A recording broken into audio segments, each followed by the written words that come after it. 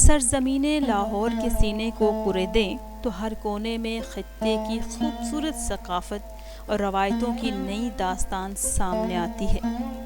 ये walled city Lahore के 13 दरवाज़ों में से एक दहली दरवाज़ा है, जिसे तीसरे मुग़ल शहंशाह अकबर बादशाह ने तामीर करवाया था। अकबर ने 16वीं सदी में लाहौर शहर को सुर्ख ईंटों में चुनवा दिया था। ये दहली इंडिया की तरफ का एक दरवाज़ा है जो दहली में मौजूद लाहौरी दरवाजे से जा मिलता था।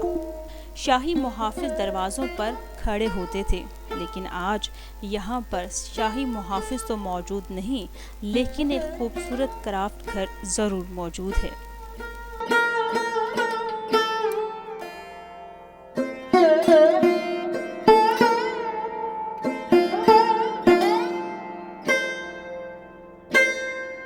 दहली दरवाजे के दाईं जानिब नज़र दौड़ाएं तो सबील वाली गली नज़र आती है, जो कि बेहद खूबसूरत तरीके से सजाई गई है। कहते हैं यहाँ पर मुसाफिर आकर अपनी प्यास बुझाया करते थे।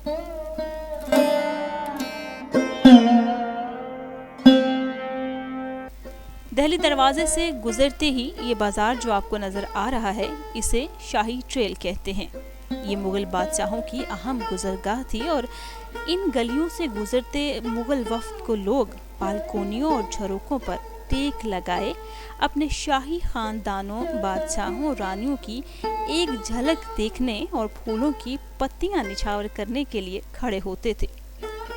हमने भी कोशिश की कि इन झरोकों पर जाकर आपको भी इस शाही ट्रेल का एक नज़ारा दे दिया जाए, लेकिन शायद दुकानदार इस बात से खफा होते थे कि उनसे इजाज़त ली जाती।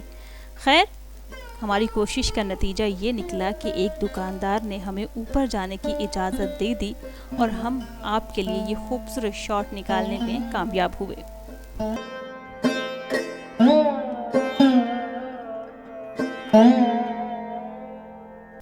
लाहौर शहर तारीख की एक किताब की तरह है।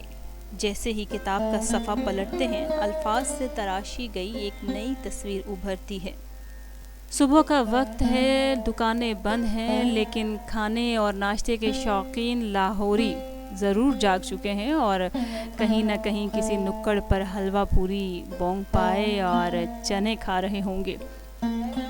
ये चिट्टा गेट है और इस गेट से नज़र आने वाले खूबसूरत नक्शो निगार से घिरे ऊंचे मीनार मस्जिद वज़ीर ख़ान के हैं। वज़ीर ख़ान कौन था? क़िस्सा बड़ा मशहूर है, ज़बान ज़द-ए-आम है, लेकिन हम आपको फिर कभी सुनाएंगे। लेकिन अभी चलते हैं शाही गुज़रगाह में जुड़े पहले नगीने की जानिब, जो कि मुग़लिया दौर का शाही हमाम है। शाही हमाम तक पहुंचने के लिए आपको इस बाज़ार से गुज़रना पड़ेगा और इस बाज़ार को अकबरी मंडी कहते हैं। यहाँ पर मसाला जात फ़रोख्त किए जाते हैं। इस बाज़ार में आप मास्क लगा कर आएँ तो ज़्यादा बेहतर होगा, वरना सांस लेने में दुश्वारी हो सकती है। कहा जाता है ब्रिटिश ईस्ट इंडिया कंपनी ने अकबरी मंडी से 45 खरब डॉलर बटोरे थे, वो भी मसाला जात की तिजारत की सूरत में। लीजिए, शाही हमाम के दरवाजे तक हम पहुँच गए हैं। कहते हैं 1634 में शाहजहां के गवर्नर वज़ीर ख़ान ने बादशाहों, मुग़ल वफ़द और मुसाफिरों के लिए ये शाही हमाम तामीर करवाया था। मुग़लों का ये वाहिद हमाम है जो अब तक मौजूद है। एक तवील मुसाफ़त के बाद लोग वक्त के बादशाह के दरबार में हाजिर होने से पहले यहाँ गुस्ल करते थे। इस शाही हमाम में टोटल 21 हमाम हैं, जिनमें से 8 गर्म, 8 ठंडे और 5 स्टीम बाथ काबिले इस्तेमाल हुआ करते थे। ये हमाम का मरकज़ी रास्ता है और यहाँ 400 साल कबल दखलदार बैठा करता था, जो मुसाफिरों से हमाम इस्तेमाल करने से पहले उजरत लेता था और लोगों को तहबंद, तौली और दीगर अशिया मुहैया करता था। 400 साल कबल भी इस हमाम की सर्विसेज में manicure, pedicure, head massage, body massage, हुजामा और डॉक्टर्स मौजूद थे। हाय, क्या दौर था वो। وزیر خان نے اس کی تعمیر اس طرح سے کی تھی کہ اس میں لائٹ کی ضرورت ہی نہیں، کیونکہ سورج کی روشنی ہی روشن دانوں سے ہوتی ہوئی جب پانی پر پڑتی تھی تو وہ ریفلیکٹ ہوتی تھی، جس سے سارا حمام روشن ہو جاتا تھا۔ یہ شاہی حمام کا مین حوض ہے، جس کے اطراف میں چھوٹے چھوٹے کمرے بنائے گئے تھے، جہاں لوگ غسل کے بعد لباس تبدیل کیا کرتے تھے اور باقی لوگ اپنی باری کے انتظار میں خوب گپ شپ کرتے تھے۔ سفر کے قصے کہانیاں سنائی جاتی تھیں، اور یہ وہ جگہ ہے جہاں چھوٹے چھوٹے ٹھنڈے پانی کے تالاب مخصوص لوگوں کے لیے مختص کیے گئے تھے، اور ان میں ایک وقت میں 3 لوگ غسل کیا کرتے تھے، اور اس چھوٹے تالاب میں اوپر سے پانی آبشار کی طرح بہا کرتا تھا۔ ان چھوٹے چھوٹے ٹھنڈے پانی کے تالابوں میں غسل کے لیے آپ کو شاہی حمام کے خاص بندوں سے خاص دوستی رکھنا ضروری تھی۔ حمام کے اس حصے میں 400 سال قبل لوگ اسٹیم لیا کرتے تھے، اور اس وقت اس انبریکیبل شیشے کی جگہ فرش ہوا کرتا تھا، اور یہاں لوگ مساج بھی کروایا کرتے تھے۔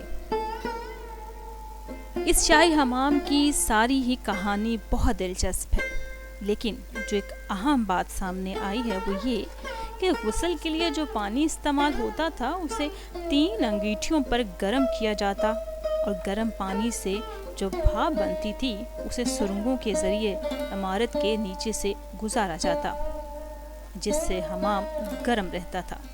شاہی حمام کا اگر سائنسی پہلو بھی دیکھا جائے تو یہ نظام سائنس کا ایک بہترین نمونہ ہے، کیونکہ ٹھنڈا اور گرم پانی ایک ہی ٹینک سے لیا جاتا اور کمروں کا نکاس ایک ہی پائپ کے ذریعے ہوتا۔ اس حمام کی خوبصورتی کی بات کی جائے تو مغل دور کی سب سے بڑی فریسکو پینٹنگ یعنی چھت پر تعمیر کے دوران ہی بنائی گئی پینٹنگ اسی حمام میں موجود ہے۔ حمام کی چھتوں اور دیواروں پر مصوری کے شاندار نمونے دیکھے جا سکتے ہیں۔ آغا خان ٹرسٹ فار کلچر اور ورلڈ سٹی اتھارٹی کی معاونت سے شاہی حمام کا اصل نظام دریافت ہوا۔ حمام کی بحالی سے قبل یہاں پر سرکاری دفاتر ہوا کرتے تھے۔ سکھ دور میں اس شاہی حمام کو اسٹوریج کے لیے استعمال کیا گیا، جبکہ برٹش دور میں اس کو وائٹ واش کر کے دفاتر بنا دیے گئے اور بطور عدالت بھی استعمال کیا جاتا رہا۔ جب ورلڈ سٹی آف اتھارٹی نے اس کی بحالی کا کام شروع کیا تو شاہی حمام کی فریسکو پینٹنگ پر چونے کی موٹی تہ چڑھی تھی، جس نے اس شاہی حمام کی خوبصورتی کو چھپا رکھا تھا۔ شاہی حمام کے نام یونیسکو میرٹ ایوارڈ بھی ہے۔ یہ بہت اہم تاریخی ورثہ ہے۔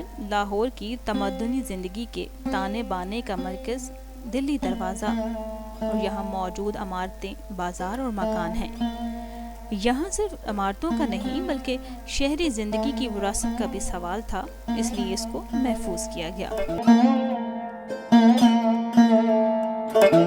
دیکھا جائے تو شاہی حمام اپنی نوعیت کی جنوبی ایشیا میں وہ واحد عمارت ہے جو شاہجہانی فن تعمیر اور فارسی اور ترکی ڈیزائن کا مرکب ہے۔ اس حمام کی ایک اور بڑی اہم بات وہ یہ کہ یہاں پر خواتین کے لیے علیحدہ سے انتظام کیا جاتا تھا اور بھرپور پردے کا بھی بندوبست تھا۔ یہ حمام جو آپ اس وقت دیکھ رہے ہیں، یہ اس کا صرف 50% حصہ ہے جو دریافت ہوا تھا۔ شاہی حمام میں موجود ایک اور بڑی اہم جگہ ہے جو میں آپ کو دکھانے جا رہی ہوں۔ کہتے ہیں لاہور کی اصل بنیاد یہیں سے تھی، اور تقریباً 900 سال پرانی یہ دریافت ہے، اور اس وقت یہ جو آپ کو سیمنٹ کی بنیادیں نظر آ رہی ہیں، انہی کے ذریعے پہلی بار لاہور کو پانی مہیا کیا گیا تھا۔ انسان میں تجسس کا عمل قدرتی ہے۔